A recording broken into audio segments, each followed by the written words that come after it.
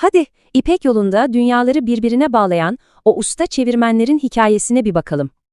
İşte bu sorunun cevabı çevirinin gücünü ortaya koyan eski Uygurların hikayesinde saklı. Farklı kültürler ne zaman karşılaşsa çevirmenlere ihtiyaç duyuldu. Önce sözlü, sonra da yazılı. Evet, Hunlar ve Göktürkler de çeviri yaptı ama bu işi sanata dönüştürenler kesinlikle Uygurlardı. Uygurların en büyük adımı şehir hayatına geçmeleriydi. İşte bu tam bir kültür devrimi başlattı. Yani olay şu, yerleşik hayatla birlikte şehirler yazılı kültür için harika bir zemin hazırladı. Turfan ve Beşbalık gibi şehirlere yerleşince bilgiye karşı müthiş bir iştah duymaya başladılar. Ama sadece öğrenmekle kalmadılar. Bu dillerde resmen ustalaştılar. Çift yönlü çeviri yapıyorlardı. Ayrıca çok esneklerdi. Bu bilgileri kaydetmek için ne kadar farklı alfabe varsa kullandılar diyebiliriz. Odak noktaları çoğunlukla dini metinlerdi. Başta da çok dikkatliydiler, kelimesi kelimesine çeviriyorlardı.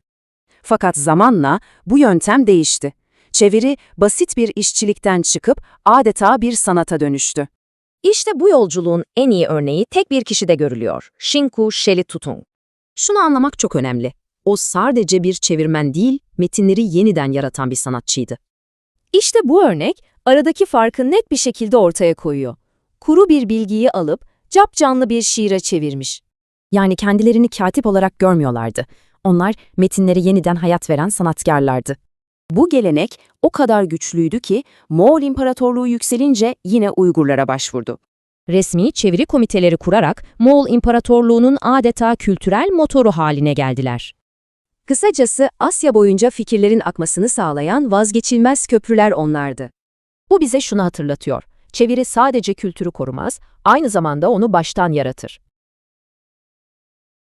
Selamlar. İpek yolu deyince aklınıza ne geliyor? Kervanlar, ipekler, baharatlar, değil mi? Ama aslında bundan çok daha fazlası var.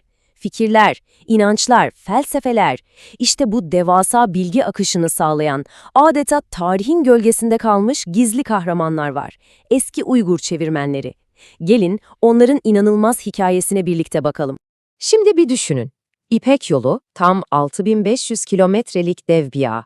Ama bu sadece bir ticaret yolu değil, aynı zamanda bir kültür ve dil karmaşası. Bir yanda Sanskritçe ilahiler okuyan Budist bir keşiş, diğer yanda Sodca pazarlık yapan bir tüccar. Peki bu insanlar nasıl anlaşıyordu? Bu, o dönemin belki de en büyük meydan okumasıydı. Devasa bir iletişim engeli. Cevap aslında basit ama bir o kadar da güçlü. Sadece kervanlar değil, çeviri. İşte bu devasa engeli aşan sihirli anahtar buydu. Fikirlerin, felsefelerin, kutsal metinlerin kıtalar arasında özgürce akmasını sağlayan şey. Ve bu sanatın tartışmasız ustaları da Uygurlardı. Peki, bu yolculukta bizi neler bekliyor? Önce İpek yolundaki dil sorununa ve ilk çevirmenlere bakacağız. Sonra sahneye Uygurlar çıkacak, onların nasıl çeviri ustaları olduklarını göreceğiz. Neleri, nasıl çevirdiklerini, aralarından çıkan büyük dehaları ve bıraktıkları inanılmaz kültürel mirası konuşacağız. Hazırsanız başlayalım. Şimdi Uygurların bu müthiş başarısı tabii ki bir gecede olmadı. Onlar kendilerinden önceki Hunlar ve Göktürkler gibi toplulukların attığı temeller üzerine koskoca bir yapı inşa ettiler. Yani bu kökleri daha eskiye dayanan kadim bir zanaatın zirveye ulaşma hikayesi. Tarihe baktığımızda ilginç bir tabloyla karşılaşıyoruz. Mesela Çin kaynakları bile kendi içinde çelişkili. 632 tarihli bir kaynak, Türklerin yazısı yoktu derken, çok kısa bir süre sonra 670'te başka bir kaynak Türklerin kendilerine özgü yazıları var diyor. Yani ortada bir belirsizlik var, evet, ama bu çeviri yapmadıkları anlamına gelmiyor. Özellikle diplomatik yazışmalarda çevirinin varlığına dair çok net kanıtlarımız var. Hatta bakın, dil bilimsel olarak ne kadar ilginç bir detay var. Antik Çince'de çevirmen için kullanılan dedi kelimesi var ya, bunun kökeninin eski Türkçedeki taymek yani söylemek fiilinden geldiğine inanılıyor. Düşünsenize, Çin'deki profesyonel çevirmenlik kavramının ta kendisi Türk komşularından etkilenmiş olabilir. Hatta bir rivayete göre biri konuşurken çevirmen sürekli ti yani diyor ki diye tekrarladığı için bu isim kalmış. Çok ilginç değil mi? Ve işte bu noktada sahneye Uygurlar çıkıyor ve her şeyi değiştiriyorlar. Onların en büyük farkı neydi biliyor musunuz? Göçebe yaşam tarzını bırakıp Turfan ve Beşbağlık gibi yerleşik şehirlere geçmeleri. Şehir demek, okul demek, kütüphane demek, bilgi demekti. İşte bu yerleşik hayat, okuryazar bir medeniyetin doğması ve çeviri sanatının filizlenip serpilmesi için mükemmel bir ortam yarattı. Uygurların dil konusundaki yetenekleri gerçekten akıl almaz seviyedeydi. Onlar adeta zamanlarının Google Translator'ı gibiydiler ama çok daha fazlası. Bir düşünsenize, Budizmin kutsal dili Sanskritçeyi biliyorlar, İpek yolunun ticaret dili Sotce'yi biliyorlar, komşuları olan Çince ve Tibetçeyi de, hatta daha sonra yönetecekleri Moğolcayı bile.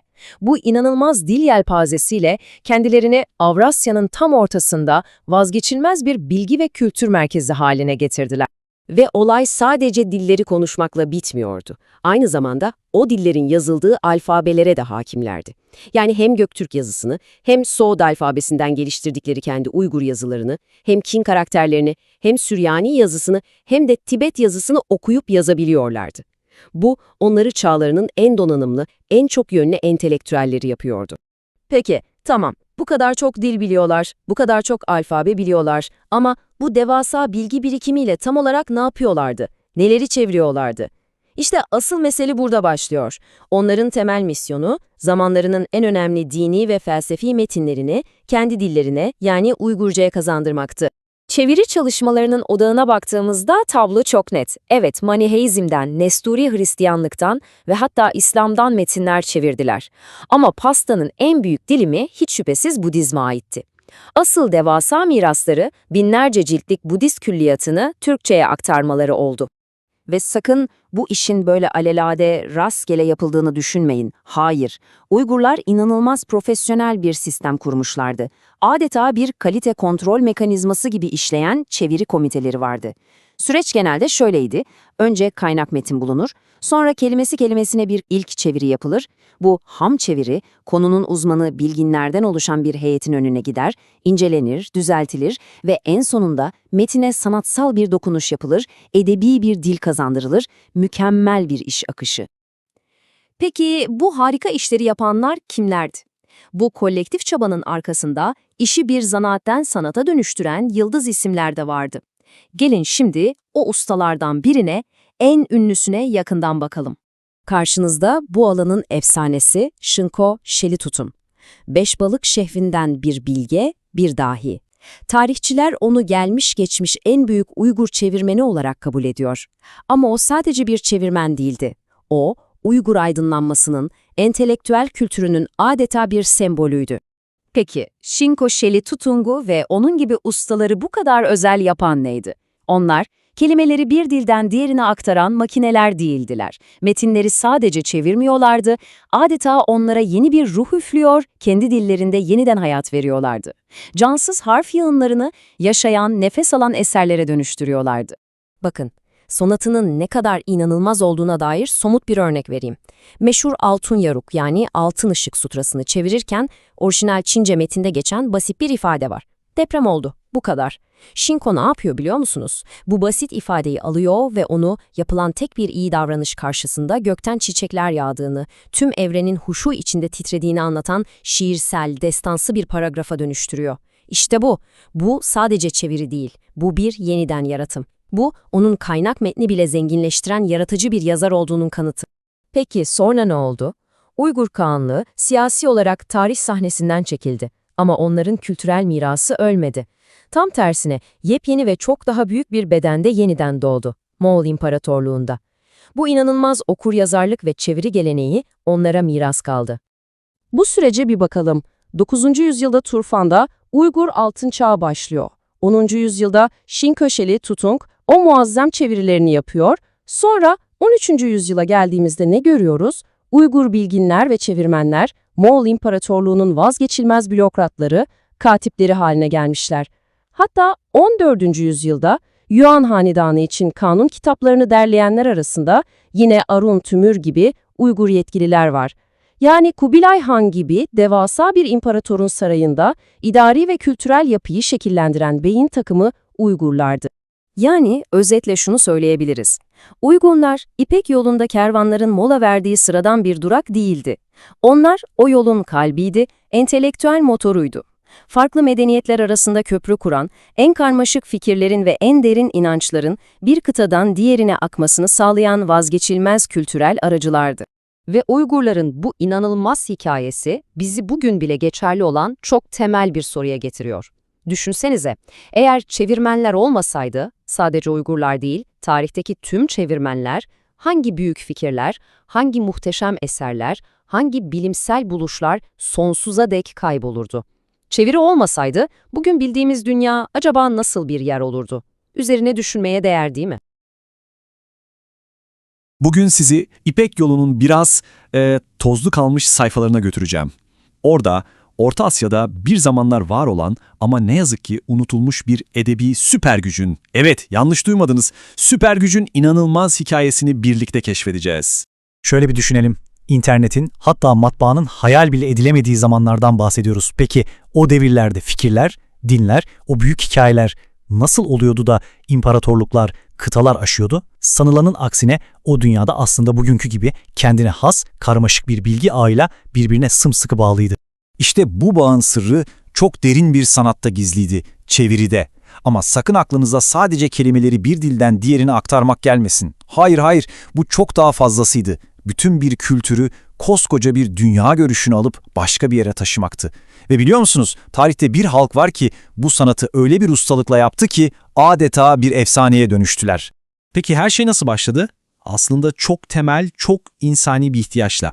Şunu unutmamak lazım, çeviri dediğimiz olay var ya, neredeyse insanlığın göç etme tarihi kadar eski. Ya bir an için gözünüze canlandırın, bir yanda Hunlar, Göktürkler gibi dev bozkır imparatorlukları, diğer yanda onlarla komşu olan o heybetli Çin hanedanları. İşte bu iki devasa dünya arasında bir köprü kurmak zorundasınız. Bunun için de çeviri ne oluyor? Diplomasi için, ticaret için, yani kısacası hayatta kalmak için olmazsa olmaz bir yetenek haline geliyor. Hatta işin en ilginç, belki de en şaşırtıcı kısmı ne biliyor musunuz? Eski Çin kaynaklarına baktığımızda çevirmen için kullandıkları kelimenin kökeni büyük ihtimalle bizim Türkçedeki dedi fiilinden geliyor. Düşünsenize, bu küçücük detay bile aslında bize o dönemde bu işin asıl ustalarının kimler olduğuna dair ne kadar güçlü bir ipucu veriyor, değil mi? Ama sonra sahneye Uygurlar çıktı ve işte o an her şey değişti. Onların elinde çeviri artık basit bir ihtiyaç olmaktan çıktı, bambaşka bir şeye, adeta bir yüksek sanata dönüştü. Peki Uygurları bu kadar özel kılan neydi? Onları diğerlerinden ayıran şey göçebe hayat tarzını bırakıp yerleşik hayata geçen, şehirler kuran ilk Türk topluluklarından biri olmalarıydı. İpek Yolu'nun tam kalbine kurdukları Turfan, Beşbalık gibi şehirler, buralar çok kısa sürede sadece birer yerleşim yeri değil, capcanlı kültür ve ticaret merkezleri haline geldi. Tabii şehir hayatı demek daha fazla insan, daha fazla ticaret ve dolayısıyla daha fazla bilgi demek. Bu yeni düzen bilgiye olan açlığı adeta patlattı. Uygurlar da bu meydan okumaya biz de varız dediler. Bakın hangi dillerde ustalaştılar? Sanskritçe, Çince, Toharca, Soğutça, Tibetçe, Moğolca. Yani Doğu'nun ne kadar kilit dili varsa hepsine hakim oldular. Ama durun, olay sadece farklı dilleri konuşmakla bitmiyordu. Asıl inanılmaz olan onların aynı zamanda çoklu okur-yazar olmalarıydı. Yani ne demek bu? Köktürk yazısından Soğud alfabesine, oradan kendi Uygur alfabelerine, hatta Çin karakterlerine, Süryani ve Tibet yazılarına kadar bilgiyi kaydetmek ve yaymak için akıl almaz çeşitlilikte alfabe kullanıyorlardı. Gerçekten inanılmaz. İşte bu inanılmaz dil ve yazı hakimiyeti onlara zamanla çok özgün bir çeviri anlayışı, kendi metodolojilerini geliştirme imkanı verdi. Ve emin olun bu metodoloji öyle basit bir kopyalamanın çok ama çok ötesine geçecekti. Bu yolculuğu aslında 3 ana aşamada görebiliriz. İlk başta işe kutsal metinlerle başladılar ve onlara sadık kalmak için kelimesi kelimesine, harfi harfine çeviri yaptılar. Sonraki aşamada ise adeta birer kültürel kahramana dönüştüler. Tuarca gibi artık konuşulmayan, yani ölü dillerdeki paha biçilmez eserleri alıp kendi dillerine kazandırarak onları yok olmaktan kurtardılar. Ve en sonunda zirveye ulaştılar. Çeviriyi artık bir yeniden yaratım sürecine, başlı başına bir edebi sanata dönüştürdüler. Evet, bu yolculuğun zirvesinde de çeviriye sadece mekanik bir iş gözüyle bakmayan, onu gerçek bir sanat olarak gören büyük ustalar vardı. Gelin onlardan biriyle tanışalım. İşte o ustalardan belki de en meşhuru. Shinko Sheli Tutung. Beşbalığın büyük ustası. Zaten Tutung unvanı da büyük tercüman gibi bir anlama geliyor. Kısacası o, Uygur çeviri sanatının ulaştığı zirve noktasının ta kendisiydi. Peki ne yapıyordu Shunko Sheritunung ve onun gibi düşünenler? Onlar önlerine gelen kuru, cansız bir metni alıp ona adeta ruh üflüyorlardı. Onların felsefesi şuydu: İyi bir çeviri, orijinal metin kadar, hatta belki ondan bile daha canlı, daha etkileyici olmalı. Yani metinleri sadece çevirmiyorlar, onları alıp yeniden hayata döndürüyorlardı. Aradaki farkı daha iyi anlamak için gelin somut bir örneğe bakalım. Bu gerçekten inanılmaz. Orijinal Çince metinde sadece 2 kelime ile bir deprem olduğu yazıyor. Gayet net, değil mi? Ama Shunko Shelley-Tutung'un Uygurca çevirisine bir bakın. O basit cümleyi alıp yapılan iyi bir işe evrenin nasıl tepki verdiğini anlatan şiirsel bir tabloya dönüştürmüş. Yeryüzü sevinçle titriyor, gökten çiçekler yağıyor. İşte bu. Bu kelimeleri çevirmek değil, bütün bir dünyayı, bir duyguyu çevirmektir. Şimdi aklınızda şu soru gelebilir. Peki Uygur Devleti tarih sahnesinden çekilince bu muazzam entelektüel birikim, bu miras ne oldu? Yok mu olup gitti? Cevap kesinlikle hayır. Tam tersine kendisinden çok daha büyük bir imparatorluğun temelini atacaktı. Yani Uygurların bıraktığı o edebi ve idari miras o kadar değerli, o kadar güçlüydü ki onlardan sonra gelip adeta tüm dünyayı titreten Moğol İmparatorluğu'nun idari ve kültürel omurgasını bizzat Uygurlar oluşturdu. Kubilay Han'ın sarayında en kilit görevlerde hep Uygur katipler ve çevirmenler vardı. Onların bu inanılmaz dil becerileri olmasaydı, Moğolların Çin'den İran'a uzanan o devasa çok dilli, çok kültürlü imparatorluğu yönetmesi neredeyse imkansızdı. Uygurlar kelimenin tam anlamıyla imparatorluğun sinir sistemi gibi çalışıyordu. Peki, geldik günümüze. Artık yapay zekanın bir tuşla her şeyi anında çevirdiği bir çağda yaşıyoruz. O zaman Uygurların bu yüzlerce yıllık hikayesi bize ne anlatıyor? Sanırım bize şunu hatırlatıyor. Gerçek iletişim, hakiki bir anlayış, sadece kelimeleri bir dilden diğerine aktarmak değildir. Asıl mesele dünyaları anlamak, onları yorumlamak ve en önemlisi yaratıcı bir şekilde o dünyalar arasında köprüler kurmaktır. Ve bu ders, inanın bana, bugün belki de her zamankinden çok daha değerli.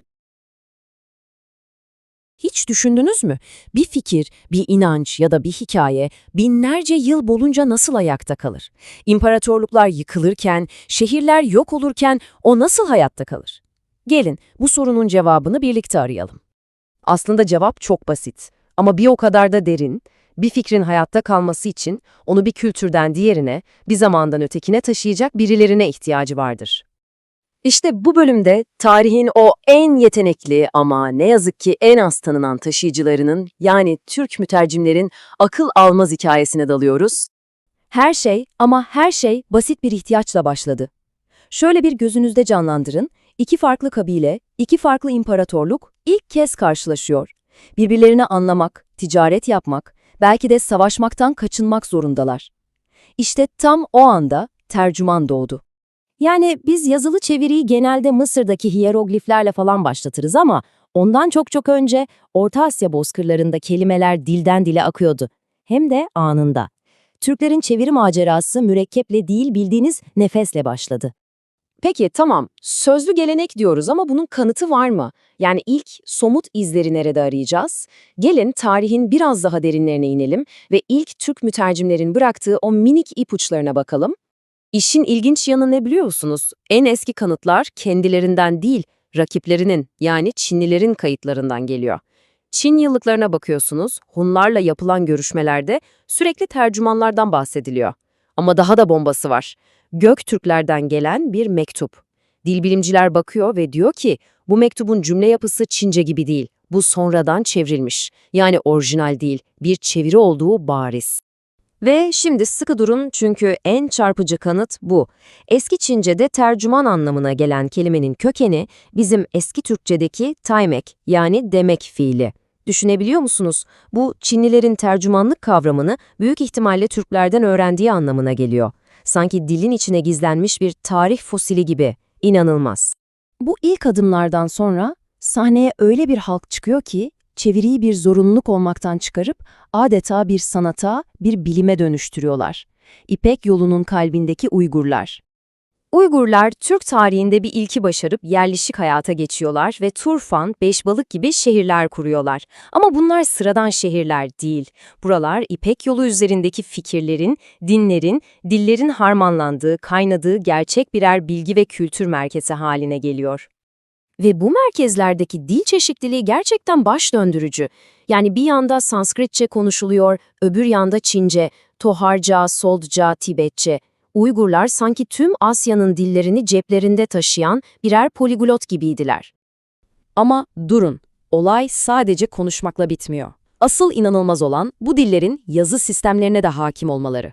Kendi Uygur alfabelerinden tutun da Çin karakterlerine, Tibet yazısına, hatta Süryani alfabesine kadar bu ne demek biliyor musunuz? Bu onlara sadece diller arasında değil, medeniyetlerin yazı sistemleri arasında da köprü kurma gücü veriyordu. Peki, bu kadar değil, bu kadar alfabe bilgisi. Bütün bu inanılmaz yetenekler ne yaptılar? Oturup insanlık tarihinin en büyük entelektüel projelerinden birine giriştiler. Devasa bir inanç sistemini bütün külliyatıyla kendi dillerine aktarmaya. Bakın, grafikteki oran çok net. Yaptıkları çevirilerin tam %75'i Budist metinler. Ama bu basit bir metin çevirisi değil. Bu koca bir felsefeyi, yepyeni bir dünya görüşünü alıp Türk kültürüne adapte etme, onu yeniden yoğurma projesiydi. Ve işin boyutları gerçekten devasa. Budizmin 3 sepet denen bütün ana kaynaklarını çeviriyorlar. Yani hem halka anlatılan basit hikayeleri, sutraları, hem rahiplerin uyması gereken katı kuralları, vinayaları, hem de en ağır, en karmaşık felsefi metinleri, abhidharmaları hiçbirini atlamıyorlar. İşte bu projenin asıl devrim niteliğindeki sonucu da burada ortaya çıkıyor. Budist felsefesindeki o soyut kavramları, mesela nirvana gibi, karma gibi şeyleri Türkçe'de ifade edecek kelimeler yok. Ne yapıyorlar? Yeni kelimeler yaratıyorlar, kelimelere yeni anlamlar yüklüyorlar. Ve bu süreçte farkında olmadan Türkçeyi bir bozkır dilinden alıp en derin felsefi tartışmaların yapılabileceği bir bilim diline dönüştürüyorlar. Tabii bu ustalık bir gecede kazanılmadı. Yüzyıllar süren bir evrim var ortada. Çeviriye yaklaşımları, kelimesi kelimesine bir aktarımcılıktan metnin ruhunu yakalayan gerçek bir sanata dönüştü. Bu evrimi çok net görebiliyoruz. Bakın, 8. yüzyılda daha işin başındalar. Kutsal metne saygılarından dolayı kelimesi kelimesine satır satır çeviriyorlar. Sonra 9. yüzyılda bir atılım yaşanıyor. Maitrizm gibi eserlerle artık sadece kelimeleri değil, cümlenin anlamını ve akışını yakalamaya başlıyorlar. Ve 10. yüzyıla gelindiğinde altın yaruk yani altın ışık sutrası gibi başyapıtlarla artık zirveye ulaşıyorlar. Çeviri tamamen özgür, kendinden emin ve sanatsal bir hal alıyor. İşte bu sanatsal zirvenin bir de simge ismi var. Beşbalık şehrinden gelen büyük alim Shinkosheli Tutung. Bu adam sadece bir mütercim değil, o bir yorumcu, bir edebiyatçı, bir sanatçı. Onun dehasını şu küçücük örnekte bile görmek mümkün. Bakın, orijinal Çince metin ne kadar düz, ne kadar sıradan. Deprem oldu. Bu kadar. Peki Shunkov'unu nasıl çeviriyor? O bu kuru ifadeyi alıp adeta bir şiire dönüştürüyor. Diyor ki, o erdemli davranış karşısında göklerden çiçekler yağdı, yeryüzünün kendisi bile hayranlıkla titredi. İşte bu kelime çevirmek değil, bu duyguyu, o anın ruhunu çevirmektir. Peki sonra ne oldu? Uygur devleti yıkıldı, şehirler el değiştirdi. Bu inanılmaz birikim, bu kelime mirası yok mu oldu? Hayır. Kelimelerin mirası, onu yaratan devletlerden çok daha dayanıklı çıktı. Çünkü Uygurların dil ve yazıdaki ustalığı o kadar büyük bir üne kavuşmuştu ki, Bozkır'dan yükselen bir sonraki büyük güç yani Moğol İmparatorluğu onlarsız bir devlet kuramayacağını anladı. Uygur alimleri ve katipleri Cengiz Han ve torunlarının kurduğu devasa imparatorluğun adeta beyni, hafızası ve idari omurgası oldular. Moğol sarayında kilit roller oynadılar. Mesela Anzan bizzat Cengiz Han için Çince ve Moğolca arasında çeviriler yapıyor. Karun Adas, Budizmin önemli metinlerini bu kez Moğolca'ya aktarıyor. Hatta Kubilay Han, Pekin'de içinde Uygur ustaların da olduğu resmi bir tercüme komisyonu bile kurduruyor. Yani devletin resmi dili, yazısı, kültürü Uygurların elinde şekilleniyor. Sonuç olarak Uygurların hikayesi bize basit ama çok güçlü bir gerçeği gösteriyor. En büyük çevirmenler sadece kelimeleri değiştirmezler. Onlar kelimelerle dünyalar inşa ederler. Onlar, medeniyetler arasında köprüler kuran isimsiz mimarlardı. Ve bu inanılmaz hikaye bizi bugüne, kendimize dair bir soruyla baş başa bırakıyor. Peki ya biz? Bizler bugünün dünyasından geleceğe bir şeyler aktaracak olsaydık, 1000 yıl sonrasına hangi fikirlerin, hangi bilgilerin taşınmaya değer olduğuna karar verirdik? Geleceğin çevirmenleri biz olsaydık neyi kurtarırdık? Hoş geldiniz. Bugün elimizdeki kaynaklar üzerinden, yani bir akademik sunumun dökümü üzerinden, tarihin en ilginç kültürel dönüşümlerinden birine dalıyoruz. Konumuz eski Uygurların inanılmaz çok dilli dünyası ve çeviriye olan tutkuları. Amacımız şu: bir toplum göçebelikten yerleşik hayata geçince bilgiyle olan ilişkisi nasıl değişir? Nasıl oluyor da İpek Yolu'nun ortasındaki bir avuç şehir dev birer kültür ve çeviri fabrikasına dönüşüyor? Yani kelimelerin o eski yollardaki yolculuğuna bakacağız. Olan şey, yani çevirinin sadece kelime aktarmak olmadığını görmek.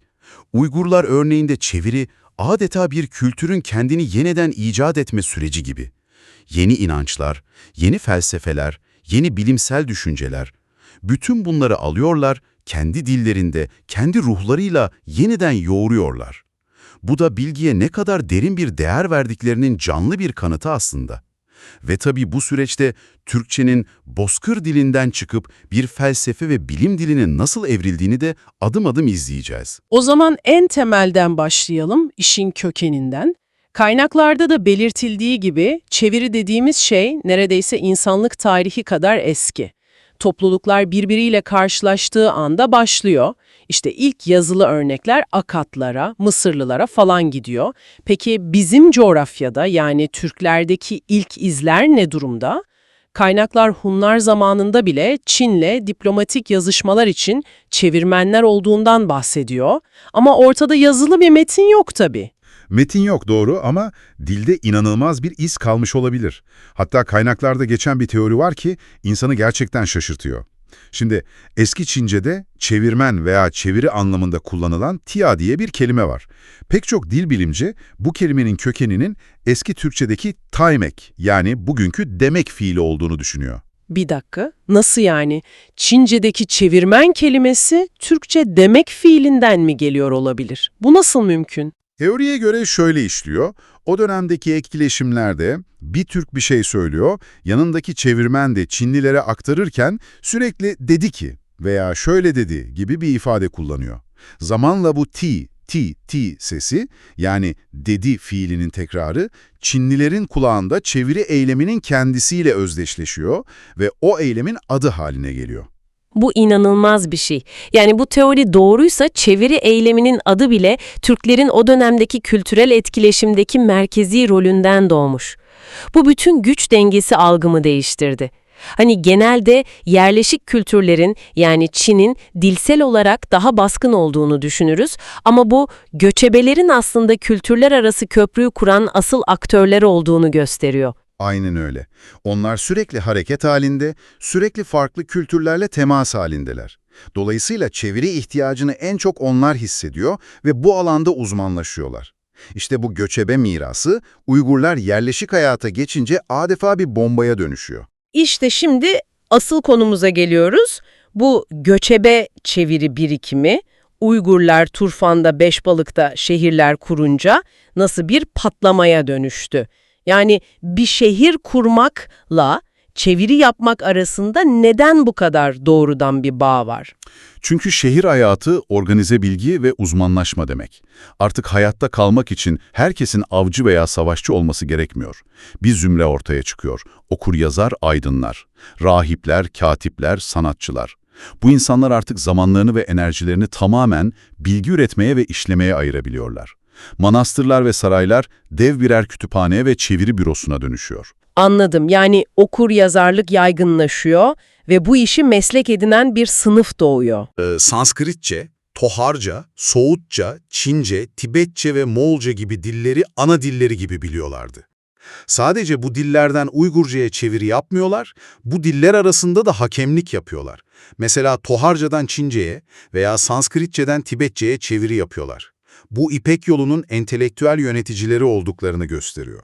Bu kadar çok dil bilmek bir şey ama bir de bu dillerin yazıldığı alfabeler var. Onlar da birbirinden çok farklı. Harika bir nokta.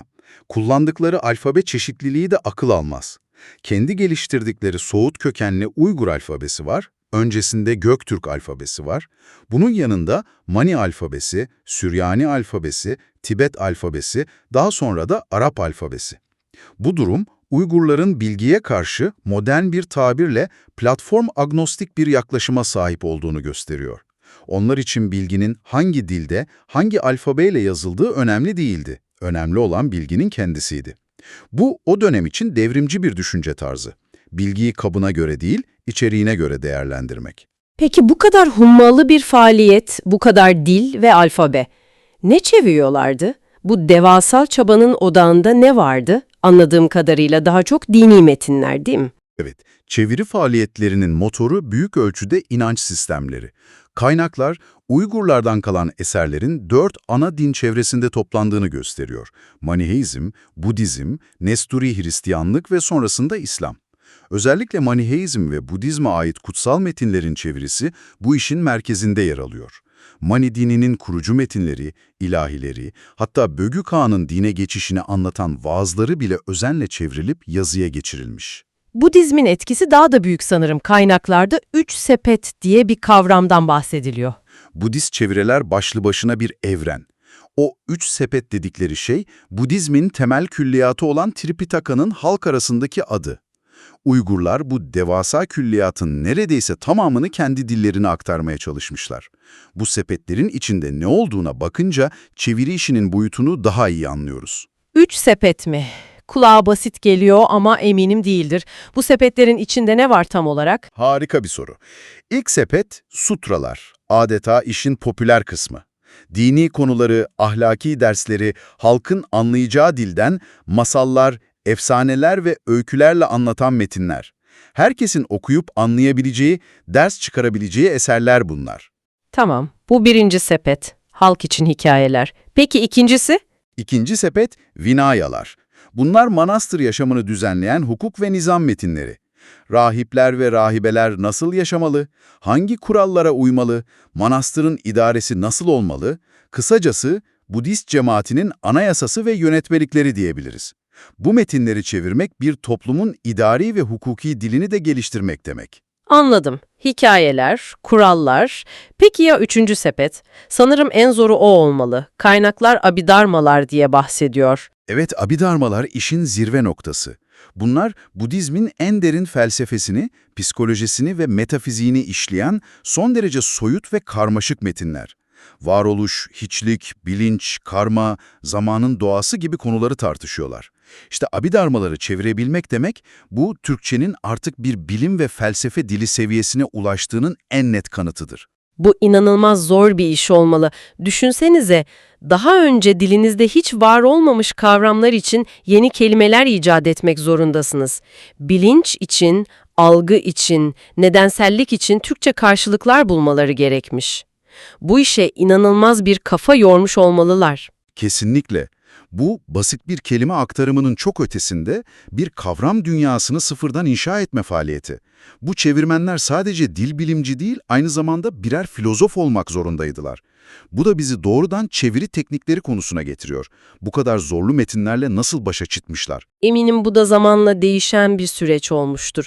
Kaynaklar ilk başlarda, özellikle kutsal metinlere duyulan derin saygıdan ötürü, kelimesi kelimesine, neredeyse satır arası dediğimiz bir yöntemle çeviri yapıldığını söylüyor. Orijinal metnin cümle yapısını, kelime sırasını bile bozmamaya çalışıyorlarmış. Aynen öyle. Başlangıçta metne ihanet etme korkusu var. Metin kutsal, ona dokunamazsın. Bu yüzden ortaya çıkan ilk çeviriler biraz kaba, biraz mekanik olabiliyor. Ama zamanla bu korkuyu aşıyorlar ve kendilerine olan güvenleri artıyor. Ve işte o noktada karşımıza Şin Kuşeli Tutung gibi bir dahi çıkıyor. Şin Kuşeli Tutung.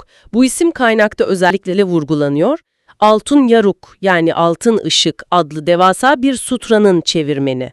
Onu bu kadar özel kılan neydi? Onu özel kılan, çeviriye bir teknisyen gibi değil, bir sanatçı gibi yaklaşmasıydı. Kelimesi kelimesine çeviriyi, yani o ölü çeviri modelini tamamen reddediyor ve serbest çeviri dediğimiz yöntemi benimsiyor. O sadece bir çevirmen değil, aynı zamanda bir yorumcu, bir editör ve bir sanatçı. Kaynakta verilen örnek tek kelimeyle muhteşem. Orijinal Çince metinde bir olay anlatılırken dümdüz deprem oldu yazıyor. Tamam, net bir bilgi, deprem oldu. Şinkuşeli bunu nasıl çevirmiş? İşte fark burada ortaya çıkıyor. Şinkuşeli bunu alıp, kainatın o anda gerçekleşen iyi ve kutsal olaya verdiği tepkiyi anlatan şiirsel, canlı bir paragrafa dönüştürüyor. Gökyüzünden rengarenk çiçeklerin yağdığını, yerin altı farklı şekilde sarsıldığını, dağların saygıyla eğildiğini, bütün doğanın bu hayırlı işe nasıl katıldığını betimliyor. Yani deprem oldu bilgisini alıp ona bir anlam, bir ruh ve bir estetik katıyor. Bir saniye, bu inanılmaz bir özgüven. Ama kutsal bir metni bu kadar serbest çevirmek, orijinaline bir saygısızlık olarak görülmemiş mi o dönemde? Yani metne adeta kendi imzasını atıyor, onu yeniden yazıyor. Hatta kaynakta orijinal metinde hiç olmayan iki muhteşem öyküyü eserin girişine ekleyecek kadar ileri gittiği belirtiliyor. Bu artık çeviri mi yoksa ortak yazarlık mı?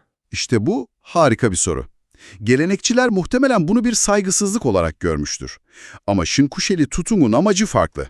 Onun derdi, metnin orijinal dilindeki ruhunu ve etkisini kendi dilindeki okuyucuya da yaşatmak.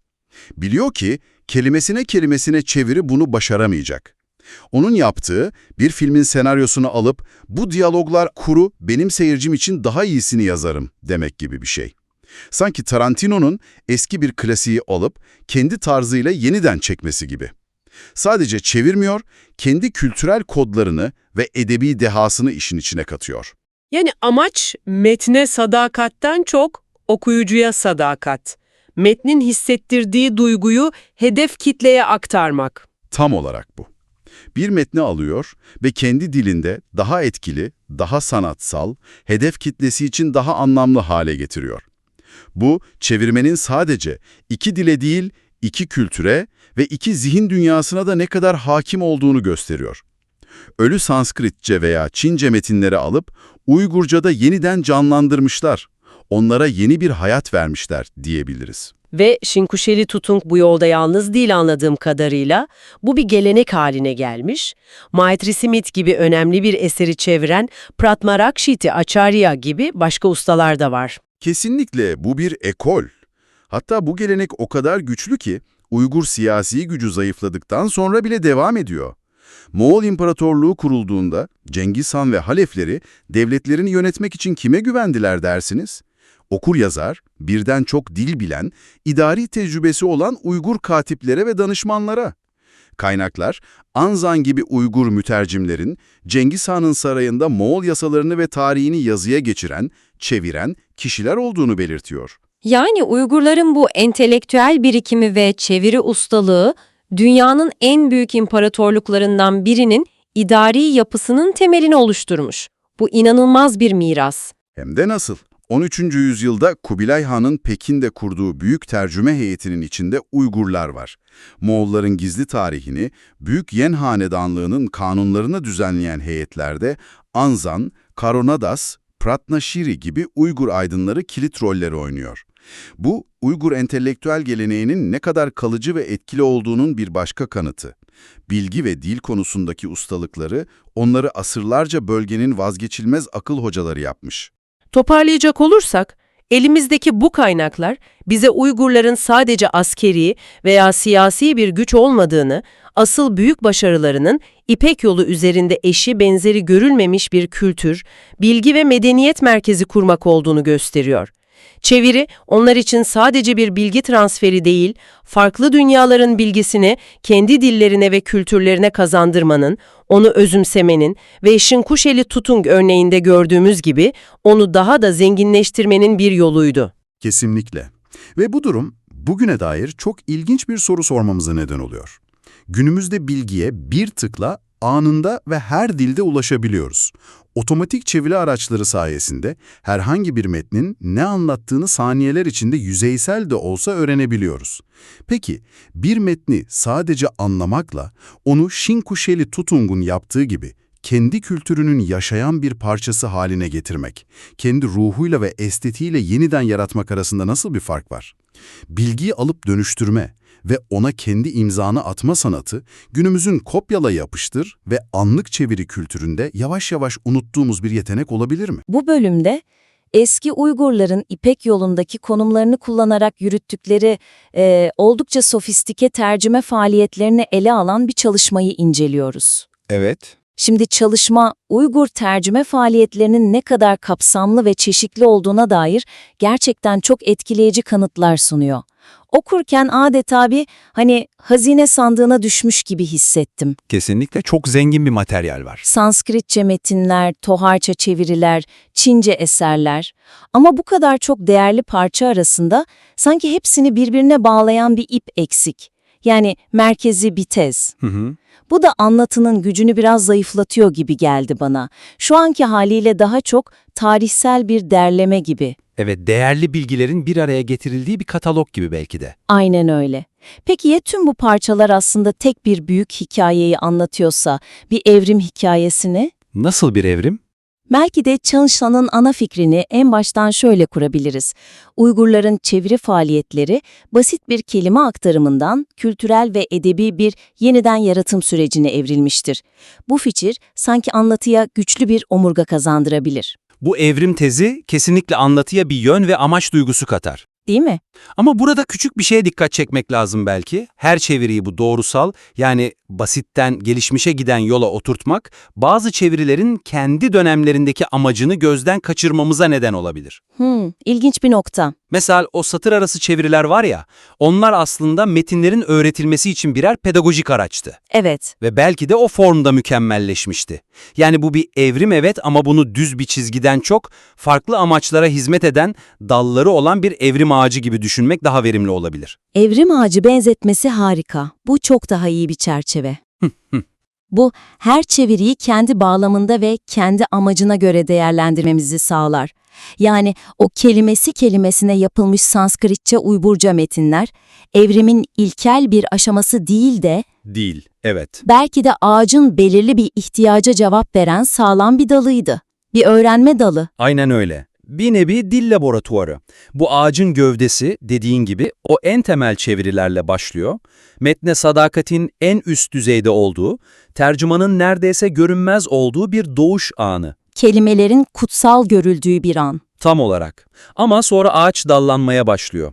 Mesela Toharca'dan çevrilen Maitri Smith gibi daha gelişmiş çeviriler bu evrimin farklı bir dalını temsil ediyor. Anlamın ve akıcılığın ön plana çıktığı yer. Evet, orada artık amaç sadece kelimeleri aktarmak değil, bir hikayeyi, bir felsefeyi akıcı bir şekilde anlatmak. Bu okurla bağ kurmaya yönelik bir adım. Ve sanırım bu ağacın zirvesinde de Altun Yaruk çevirisi ve Şınkuşeli Tutung gibi figürler var. Orada artık dallar gökyüzüne uzanmış. Kesinlikle. O nokta artık bir yeniden yaratım zirvesi. Tercümanın o görünmez hizmetkar olmaktan çıkıp metnin ortağı, hatta bir sanatçısı haline geldiği yer. İşte bu evrim ağacı çerçevesini en başta kurarsak okuyucuya bir harita vermiş oluruz. Ve her örnek o haritadaki bir durağa dönüşür. Aynen. Böylece dinleyici sadece ne oldu diye sormaz, tüm bunların anlamı ne ve büyük resimde nereye oturuyor sorusunun cevabını da bizimle birlikte adım adım keşfeder. Ve Şınkuşeli Tutung gibi isimlerin o yeniden yaratım zirvesine ulaşması, bu aslında bizi doğrudan ikinci bir noktaya getiriyor. Nereye? Bu büyük işlerin arkasındaki insanlar, yani çevirmenlerin kendileri. Metni okurken sonlara doğru o önemli tercümanların listelendiği bölüme geldim ve kendi kendime sordum. Bu muhteşem insanlarla neden daha önce tanışmadık? Çok doğru bir soru. Sanki çok sürükleyici bir filmin sonunda jenerikte oyuncuların adını okumak gibiydi. Çok güzel bir benzetme bu. Oysa onlar filmin başrolü olabilirdi. Bu figürleri hikayenin sonundaki bir listeden çıkarıp anlatının kalbine yerleştirsek ne olurdu? O isimler jenerikte değil, filmin afişinde olmayı hak ediyor. Evet. Onlar sadece birer aktör değil, çoğu zaman metnin yönetmeni. Mesela Şınkuşeli Tutung'u ele alalım.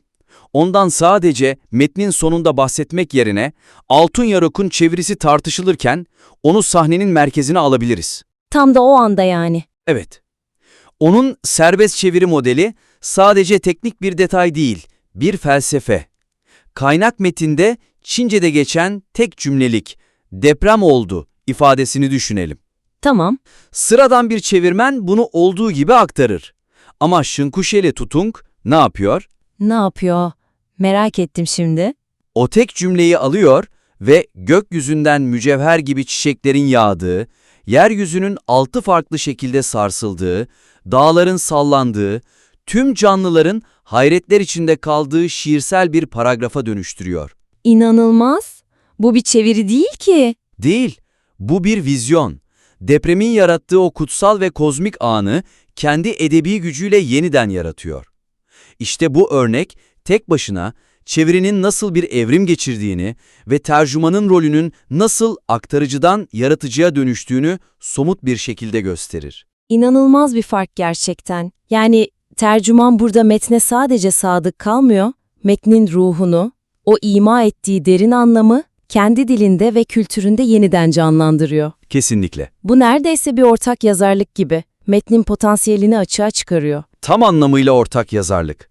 Benzer şekilde anlatının daha erken dönemlerine de bir yüz kazandırabiliriz. Mesela, Hunlar dönemindeki çeviri faaliyetlerinden bahsederken neden Çin kaynaklarında adı geçen ve ilk bilinen mütercimlerden olan Cice'nin hikayesini anlatmayalım? evet neden olmasın? Kaynaklarda onun sadece bir isim olmadığı, zeki olduğu, çalışkan olduğu, hatta fiziksel özelliklerinden bile bahsedildiği aktarılıyor. Bu küçük insani detaylar o soyut tarihsel dönemi bir anda ete kemiğe büründürür. Ve dinleyicinin o dönemle, o insanla kişisel bir bağ kurmasını sağlar. Kesinlikle.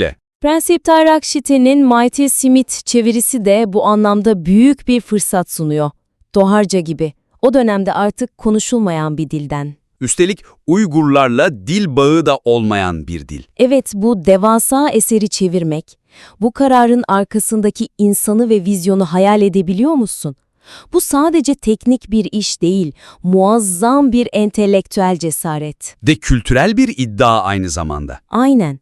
Bu hikayeleri anlatının içine dokuduğumuzda çeviri faaliyeti soyut bir kavram olmaktan çıkıp tutkulu, vizyoner insanların omuzlarında yükselen canlı bir sürece dönüşür. Ve bu anlatıyı hem daha akılda kalıcı hem de çok daha etkileyici hale getirir. O listeyi sona koymak yerine her bir ismi ait olduğu dönemin ve çeviri felsefesinin bir kahramanı olarak anlatının ilgili bölümünde sahneye çıkarmak lazım. Kesinlikle. Ve bu figürlerin hikayelerine, bu kahramanların vizyonlarına odaklanmak kaçınılmaz olarak başka, daha büyük bir soruyu akla getiriyor. Nedir o? Tüm bu devasa çabanın arkasındaki asıl motivasyon neydi? Yani neden bu kadar çok, bu kadar çeşitli ve bazen Toharca örneğinde olduğu gibi bu kadar zor metinleri çevirdiler?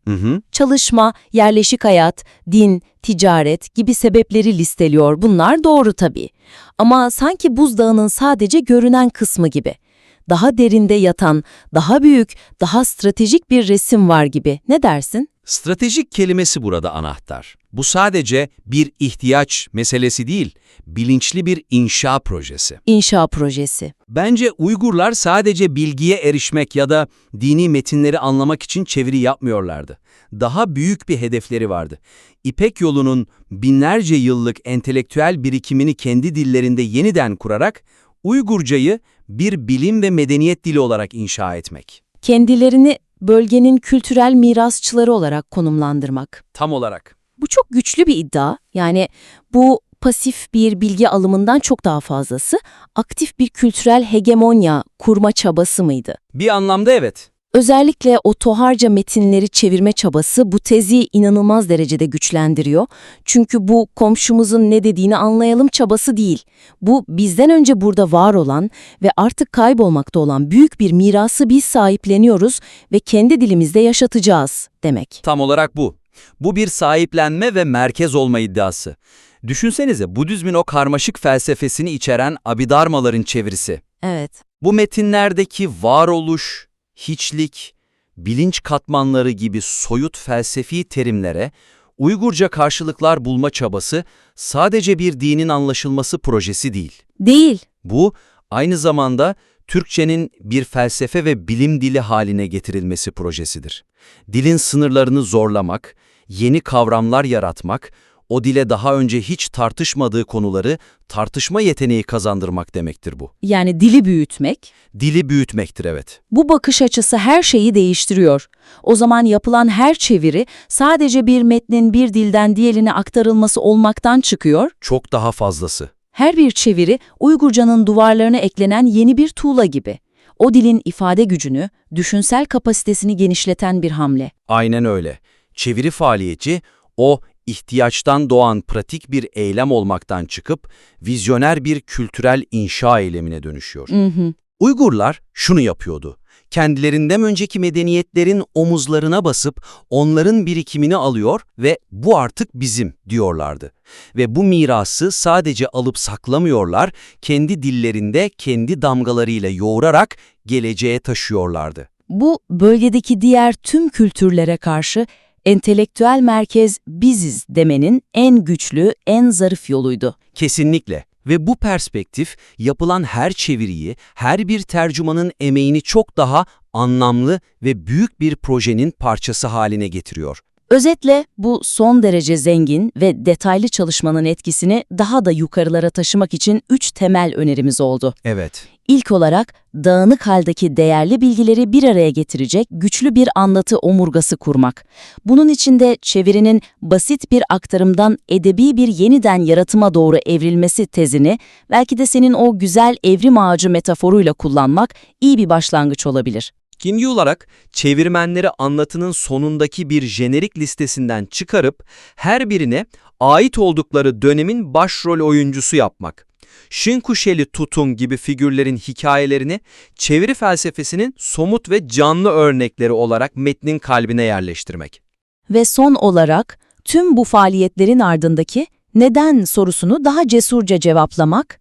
Bu çevirilerin sadece pratik ihtiyaçlardan değil, Uygurcayı İpek yolunun büyük medeniyet dili olarak inşa etme yönündeki stratejik ve vizyoner bir kültürel projeden kaynaklandığını daha fazla vurgulamak. Bu düzenlemelerle çalışmanın sadece tarihsel bir döküm olmaktan çıkıp güçlü bir argümanı olan, okuyucuyu entelektüel bir yolculuğa çıkaran analitik bir anlatıya dönüşeceğine inanıyoruz. Sadece ne olduğunu anlatan değil, aynı zamanda neden önemli olduğunu ve daha büyük resimde ne anlama geldiğini ortaya koyan bir yapıya kavuşacaktır. Çalışmanızın bir sonraki versiyonunu incelemekten büyük bir keyif duyarız. The Debate'e hoş geldiniz. Bugünkü konumuz, eski Uygurların İpek Yolu kavşağındaki şehirlerinde yüzlerce yıl boyunca devam eden ve adeta bir endüstriye dönüşen o olağanüstü tercüme faaliyetleri. Biliyorsunuz Sanskritçe, Çince, Toharca gibi dönemin büyük dillerinden kendi dillerine sayısız eser kazandırdılar. Bu bölümde kaynak materyalimizdeki bilgilere dayanarak şu temel soruyu ele alacağız. Bu devasa çeviri hareketi, bilinçli bir entelektüel ve kültürel zenginleşme projesi miydi, yoksa temelinde yeni dinleri halka yayma gibi daha pragmatik bir zorunluluk mu yatıyordu? Ben bu faaliyetin Uygur Türkçesini bir bilim ve felsefe diline dönüştüren, yabancı bilgiyi sanatsal bir şekilde yeniden yaratan sistemli bir medeniyet projesi olduğunu savunacağım. Ben ise bu faaliyetlerin etkileyici olmakla birlikte asıl itici gücün dini yayma zorunluluğu olduğunu öne süreceğim. Yani bu tercümelerin karmaşık yabancı inançları halka benimsetmek için kullanılan son derece sofistike ve pragmatik bir araç olduğunu düşünüyorum. Benim pozisyonum aslında şöyle, Uygurların yerleşik hayata geçerek Turfan ve Kumul gibi vaha şehirleri kurması sadece bir yaşam tarzı değişikliği değildi. Bu, göçebe bir geçmişten gelen bir toplum için devrim niteliğinde bir zihinsel sıçramaydı. İşte bu yeni okur-yazar şehir kültürünün kalbinde de tercüme faaliyeti vardı. Ama bu çaba basit bir dini metin aktarımından çok daha fazlasıydı. Özellikle Budizmin en derin felsefi ve metafizik yönünü işleyen Abhidharma metinlerinin çevrilmesine odaklanmaları, basit bir inanç yayma çabasının çok ötesinde bir vizyonu gösteriyor bence. Yani Abhidharma metinleri dediğimizde basit ahlaki kurallardan bahsetmiyoruz. Bunlar bilinç nedir, zaman nasıl işler, varlık katmanları nelerdir gibi Budist felsefenin en çetrefilli, en soyut sorularını ele alan adeta birer felsefe ve psikoloji külliyatıydı. Bu metinleri çevirmek, Türkçenin sınırlarını zorlayarak onu bir medeniyet diline, yani soyut kavramları tartışabilen bir dile dönüştürme projesiydi. Dahası çevirmenlerin artık konuşulmayan, ticarette veya diplomaside hiçbir işe yaramayan, ölü bir dil olan Toharca'dan eserler çevirmesi, onların salt pratik amaçlar gütmediğini gösterir. Bu, ulaşabildikleri her türlü bilgiye duydukları o derin entelektüel merakın ve saf bir bilme arzusunun kanıtıdır. Bu projenin zirve noktası ise bence Şınkuşeli Tutung'un Altun Yaruk çevirisidir. Şınkuşeli, kaynak metni birebir aktarmak yerine onu edebi ve şiirsel bir dille adeta yeniden yaratmış, hatta metinde olmayan 2 yeni öyküyü eserin girişine eklemiştir. Bu pasif bir çeviri değil, kültürel bir yeniden üretim ve özgün bir sanatsal yaratımdır. Sunduğunuz tablo gerçekten etkileyici fakat ben kanıtlara baktığımda tamamen farklı bir motivasyon görüyorum. Şimdi Uygurlardan kalan çeviri külliyatının ezici çoğunluğu Maniheizm, Budizm ve Hristiyanlık gibi dinlere aittir. Bu basit istatistik bile faaliyetin ana motorunun din olduğunu açıkça ortaya koyuyor. Yani bu bir entelektüel hobi değil, devlet destekli, organize bir dini yayma stratejisiydi.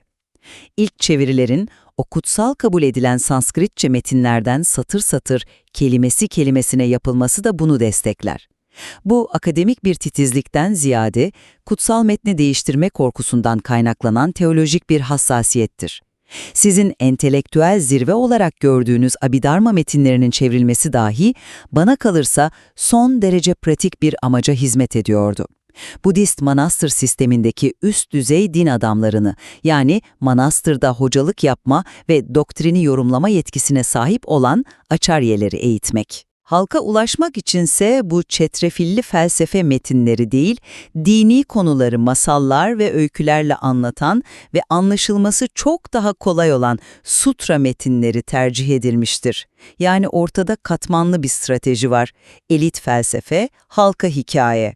Şınkuşeli Tutung'un serbest çeviri olarak adlandırılan tarzı da sanatsal bir amaçtan çok etkili bir tebliğ yöntemi.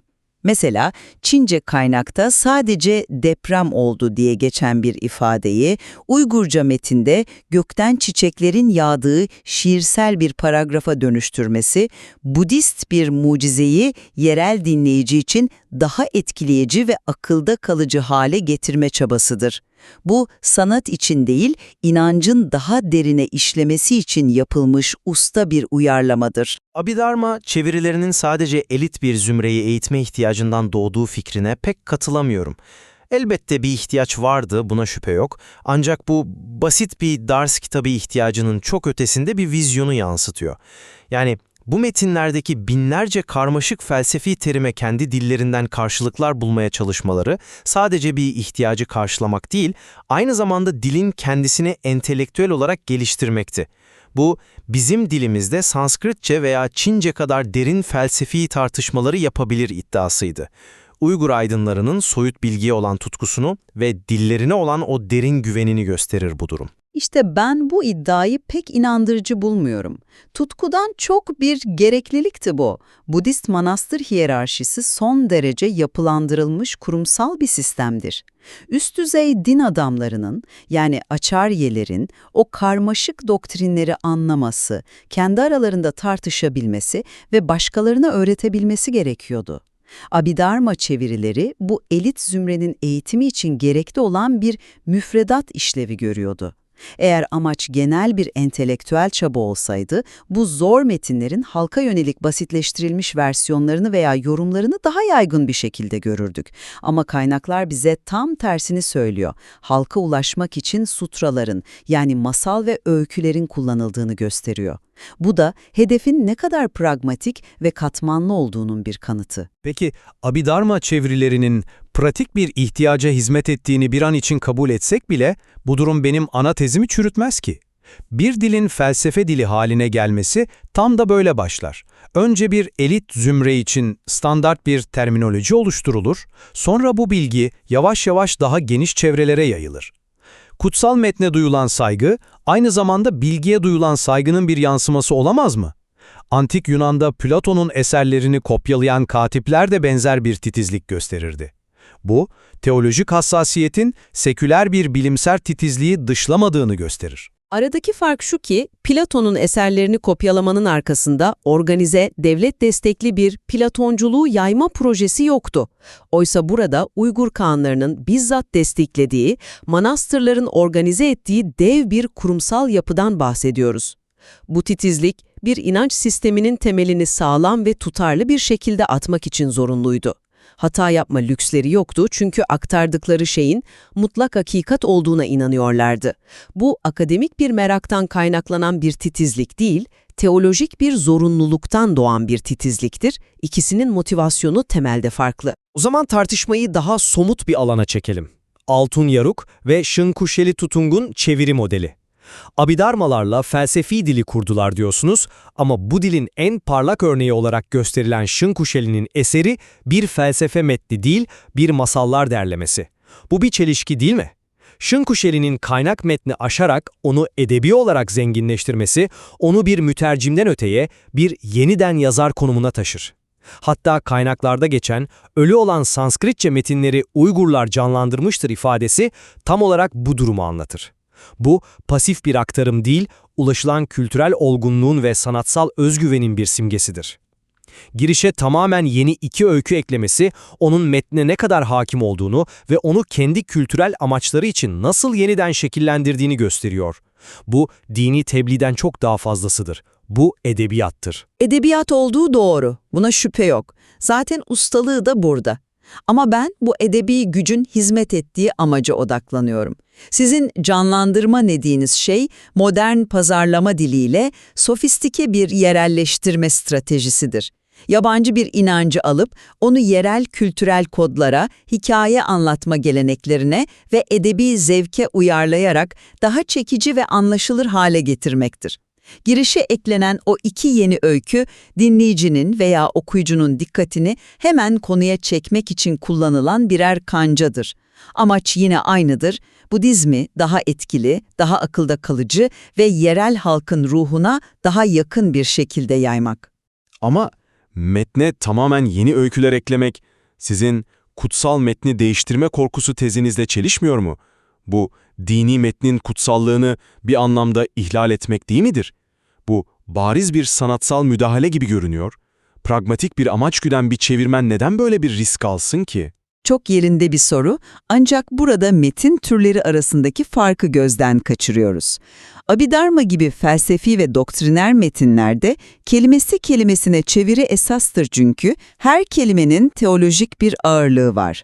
Fakat sutralar, yani hikaye ve masal anlatan metinler doğaları gereği daha esnektir. Onların amacı doktrine öğretmek değil, inancı sevdirmektir. Şinkuşeli, metnin ruhuna sadık kaldığı sürece onu daha etkili kılacak eklemeler yapabileceğini biliyordu. Bu bir ihlal değil, bir zenginleştirme olarak görülüyordu. Hani o meşhur Çince'deki deprem oldu ifadesini şiirsel bir mucizeye dönüştürmesi de sanatsal bir kaygıdan değil, mesajın etkisini arttırma kaygısından kaynaklanır. Bu, usta bir vaizin dinleyicisini etkilemek için kullandığı bir yöntemden farksızdır. Sanat, amacın hizmetindeki bir araçtır burada. O halde tercüme faaliyetlerinin kurumsallaşmasını nasıl yorumlamalıyız? Kaynaklar çevirilerin 4 aşamalı titiz bir süreçten geçtiğini söylüyor.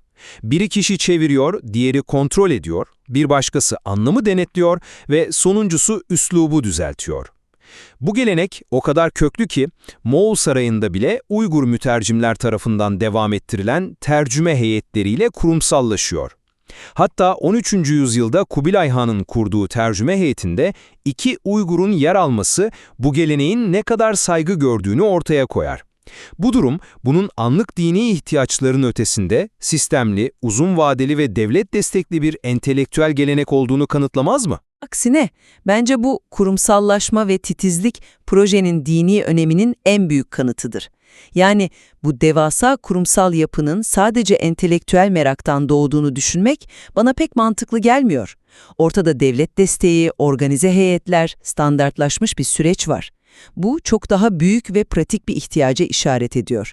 Bir dini devlet nezdinde resmen benimsediğinizde onun temel metinlerini hatasız, tutarlı ve otoriteye uygun bir şekilde kendi dilinize aktarmak zorundasınız. Bu 4 aşamalı süreç, kutsal metinlere hata karıştırma korkusundan kaynaklanan o teolojik hassasiyeti gösterir. Eğer bu seküler bir akademik merak olsaydı, daha bireysel, daha çeşitli ve daha az standart edilmiş çeviri çabaları görürdük. Ancak bu heyetler bir inanç sisteminin temelini sağlam ve tutarlı bir şekilde atmak için kurulmuş yapılardır. Titizlik, pragmatizmin bir parçasıdır. Sonuç olarak Uygurların tercüme faaliyetleri sadece bir dilden diğerine metin aktarmaktan ibaret değildi. Bu, Türkçeyi bir düşünce dili olarak geliştirme, yeni felsefi sistemleri anlama ve bunları kendi kültürel potasında eriterek yeni ve özgün bir sentez yaratma çabasıydı. Evet, bu sürecin motorlarından biri dindi ama amaç dinin sınırlarını aşıyordu. Abhidharmalarla felsefi derinliğe, Toharca'dan çevirilerle entelektüel meraka ve Şınkuşeli gibi mütercimlerle sanatsal zirveye ulaştılar. Bu, bilinçli ve sistemli bir kültürel projenin ta kendisiydi. Uygur tercümanlarının başarısı ve üretkenliği elbette yadsınamaz. Ortaya koydukları işin kalitesi gerçekten olağanüstü. Ancak bu devasa çabanın arkasındaki ana itici gücün yeni benimsenen dinlerin topluma eksiksiz ve etkili bir şekilde öğretilmesi zorunluluğu olduğunu göz ardı etmemeliyiz. Ortaya çıkan işin yüksek kalitesi bu temel pragmatik amaca ne kadar derinden ve ciddiyetle bağlı olduklarını gösteriyor. Entelektüel ve sanatsal sonuçlarsa evet değerli fakat nihayetinde bu dini hedefin birer yan ürünüdür. Projenin sponsoru ve amacı dindi, ortaya çıkan muhteşem kültürel miras ise bu büyük projenin bir sonucuydu. Her iki bakış açısı da eski Uygurların İpek Yolu üzerinde nasıl bir bilgi ve kültür aktarım merkezi haline geldiğini farklı yönlerden aydınlatıyor. Anlaşılan o ki, niyet ister saf entelektüel merak, ister pragmatik bir dini yayma çabası olsun, sonuçta ortaya çıkan miras hem dini hem de seküler açıdan son derece zengin ve karmaşık. Kaynak materyal, bu olağanüstü dönemin ve çeviri geleneğinin daha derinlemesine incelenmesi için zengin ipuçları sunmaya devam ediyor.